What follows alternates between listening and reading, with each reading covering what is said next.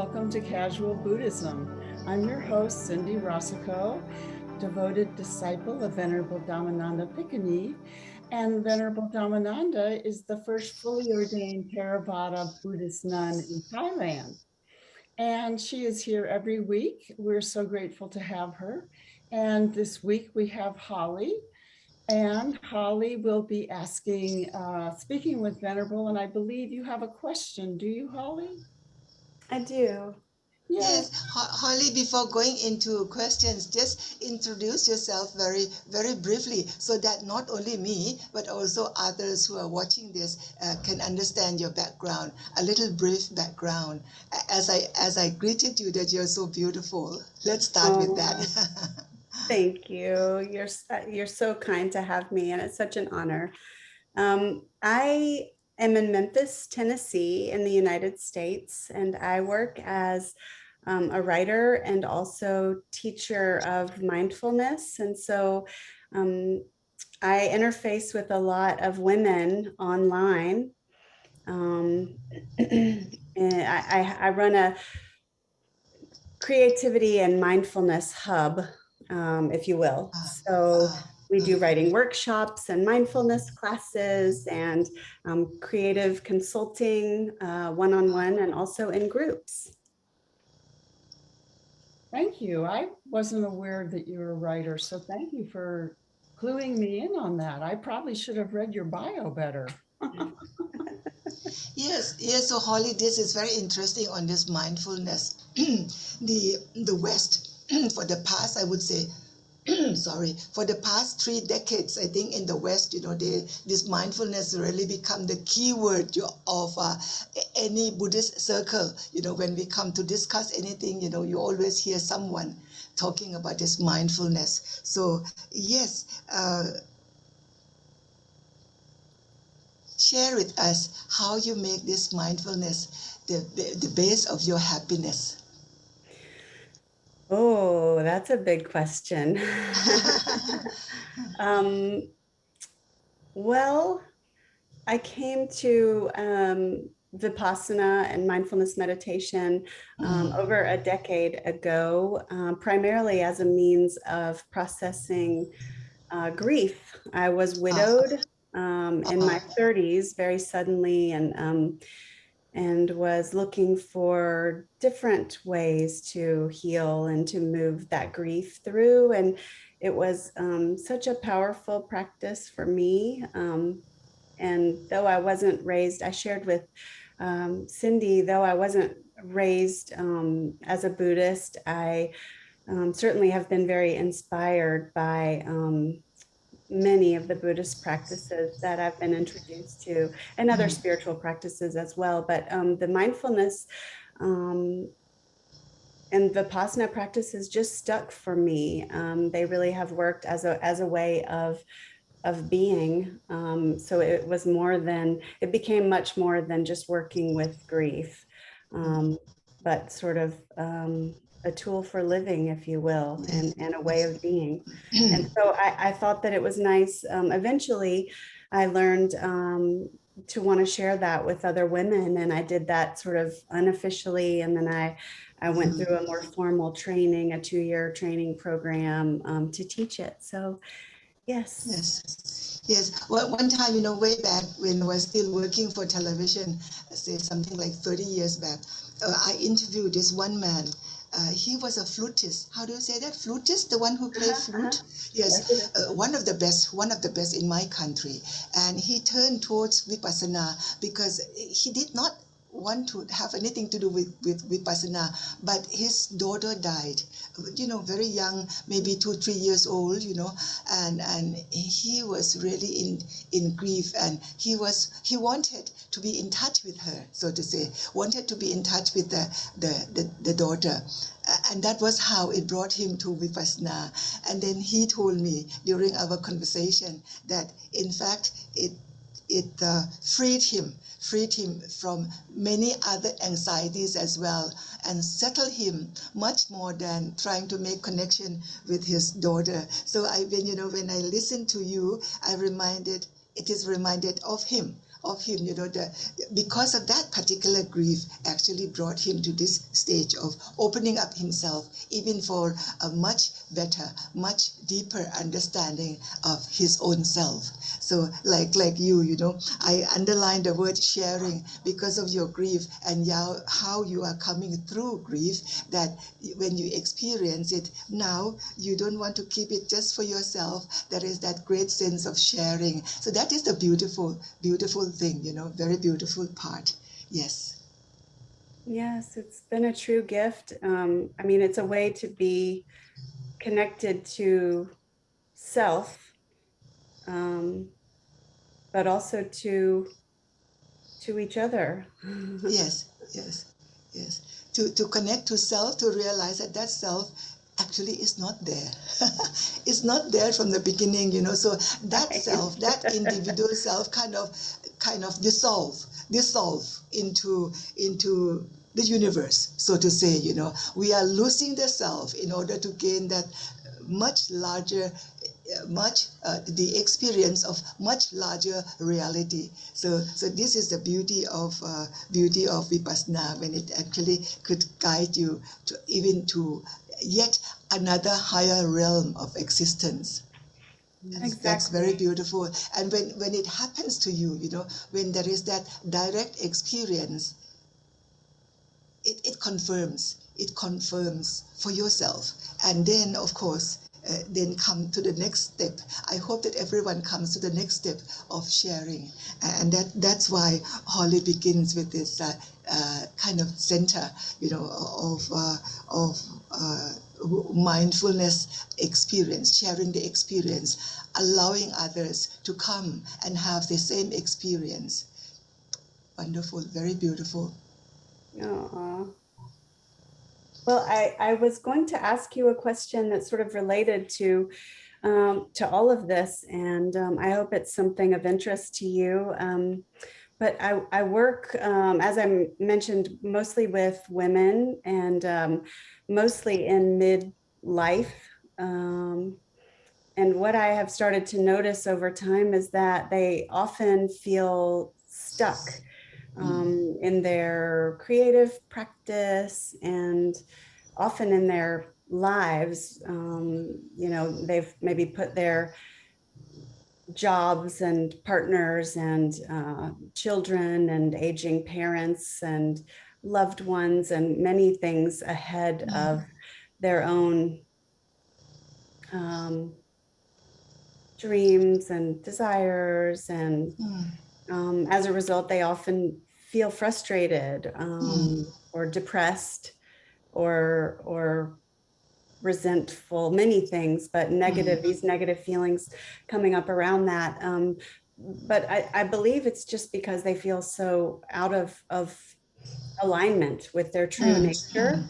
And I wondered if you might just share a little bit about your experience in working with women in this phase of life, and what tools you have found most helpful. Yes, immediate case, just immediate case. I gave ordination to Samaneri, that is a novice, just last 2 weeks ago.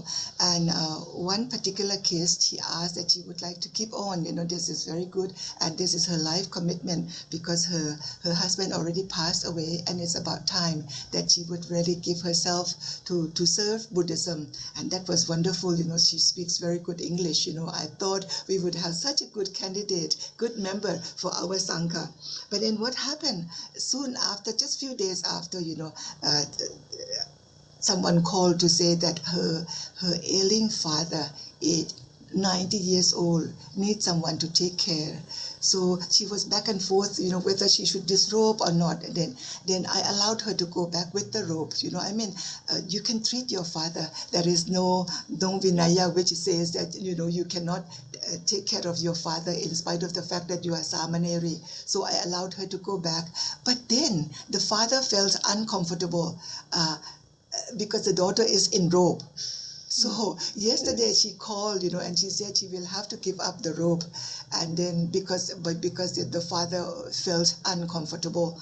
So she comes to this dilemma. She wanted to practice. She wanted to be a good samaneri. At the same time, she has to go back and to play the role of a daughter. She is in this dilemma. I mean, exactly the case that you are talking about. So I told her that, number one, go back to take care of your father. Tomorrow she will come to disrobe. Even when she disrobe, she still can keep practicing. This is what I told her. Do not separate that taking care of your father is different from the actual practice. Taking care of your father is, you need to prioritize. That is number one responsibility because he's your father. Number two, your practice can go along. At the same time can go along, as you have to wipe him, all the dirty. Now you can look at this dirty. That is the four elements, We have the same thing with ourselves, understanding the four elements, and while treat him with loving kindness, treat him with compassion, and you see Dharma as it unfolds in front of you. You understand the Buddha's, he went out searching for how to overcome suffering which is caused by old age, sickness, and death. You see that in your father immediate, this is immediate example that he is giving you. That is the direct experience that you are learning, that this is suffering, life is suffering, how to end the suffering caused by old age, sickness, and death. You are seeing it in reality. So this is Dharma. So do not separate the two. It is a practice for you, wonderful practice. At the same time, you're also treating your father with loving kindness, with best care that you can give him. Give him this companionship. As we are growing old, I am growing old, Holly, and I sometimes there are times during the day that I felt I needed someone to be with you, that at that weak moment, I don't know whether other monastics do have weak moment. I did have that weak moment. And, the person who was sitting next to me turned out to be a dog. And this dog, Manao, Cindy, Manao. This dog, she sensed that I needed loving kindness. And as tears was coming down, what she did? She climbed up and she started licking my tears. Oh my gosh, I felt so grateful to the dog, So this experience, it is so beautiful. So beautiful. So do prioritize your work, but do not separate that your practice has to be like this, sitting in your meditation room only. Whatever you do is actually your practice. So when you do not separate the two like this, Holly, wherever you are doing the practice. You are understanding the teaching of Buddhism, and you are actually getting closer to the truth. That's lovely. Thank you so much for that story about the dog too. Yes. Very touching. For Thai culture, generally Thai culture, they treat dogs as dogs, And when I start telling them about the dogs licking my face, licking my tears, they say, "Oh, how did you allow that?" But for me, I really opened up, my heart really opened up to receive this sense of companionship. I was so overwhelmed to realize that she could actually feel that moment I needed love from her also. So I was so moved. And I really felt gratitude for her presence at that moment. Yes. I love the idea of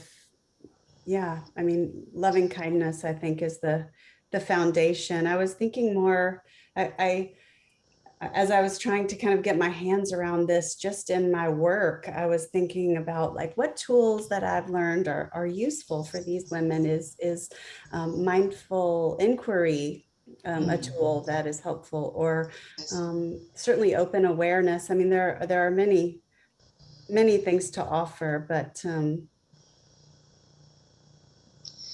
Holly, what is important is that as we treat them individual case, listen to her story, and be with her totally,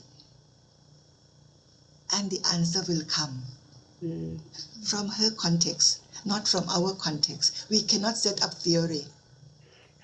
We have to open up and to listen to this one particular case. As I'm with you, Holly, 100% I'm with you. And whatever comes, when you are asking questions, whatever comes to my mind, I will share with you that. It so happened that as I'm looking at you and you are talking about this, it so happened that that story, that picture of the dog climbing up to the armrest of my chair and giving me love, that story came up, So I shared with you at this particular time, because I'm totally with our conversation.